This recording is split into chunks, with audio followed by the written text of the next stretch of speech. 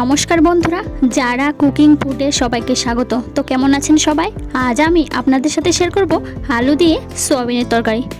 একদম কম সময়ে খুব সহজভাবে তৈরি করে দেখাবো আলু দিয়ে সোয়াবিনের তরকারি।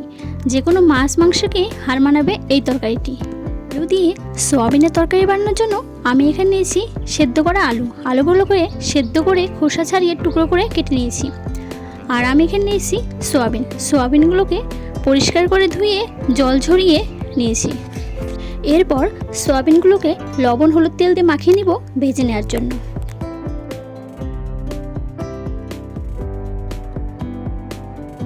সোয়াবিনগুলো লবণ হলুদ তেল দিয়ে মাখিয়ে নিয়েছি, এবার ভেজে নেব। কড়াইতে দিয়ে দিচ্ছি পরিমাণ মতো সর্ষের তেল। তেল গরম হয়ে গেছে, এবার সোয়াবিনগুলোকে 2 থেকে 3 মিনিট ধরে উল্টে পাল্টে ভালো করে ভেজে নেব।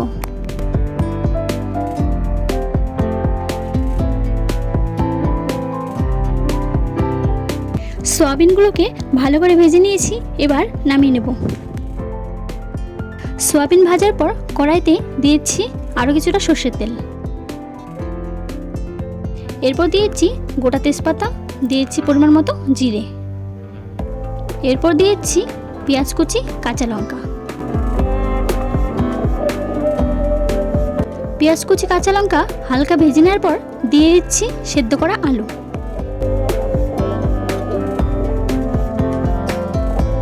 আলুগুলোকেও পেঁয়াজ কুচি কাঁচা লঙ্কার সাথে হালকা করে ভেজে নিয়েছি। এরপর দিচ্ছি পরিমাণ মতো লবণ, দিচ্ছি পরিমাণ মতো হলুদ গুঁড়ো, এরপর দিচ্ছি পরিমাণ মতো শুকনো লঙ্কা বাটা। এরপর আলুগুলোকে মশলার সাথে মিশিয়ে ভালো করে কষিয়ে নিব। আলুগুলোকে মশলার সাথে মিশিয়ে ভালো করে কষিয়ে নিয়েছি, এবার দিচ্ছি পরিমাণ মতো জল।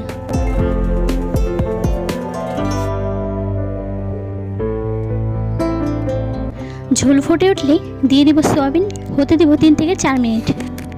4 মিনিট হয়ে গেছে, এবার দিয়ে দিব আদা জিরে বাটা। আদা জিরে বাটা ভালো করে মিশিয়ে নেব। এরপর দিয়ে দিব গরম মশলা বাটা। গরম মশলা বাটা ভালো করে মিশিয়ে নেব। ব্যাস, একদম রেডি আলু দিয়ে সোয়াবিনের তরকারি।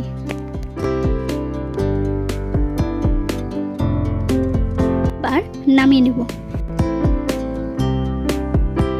তো বন্ধুরা, আমার আজকের রেসিপি আলু দিয়ে সোয়াবিনের তরকারি আপনাদের কেমন লাগলো অবশ্যই জানাবেন। আমার ভিডিও ভালো লাগলে অবশ্যই লাইক কমেন্ট শেয়ার করবেন।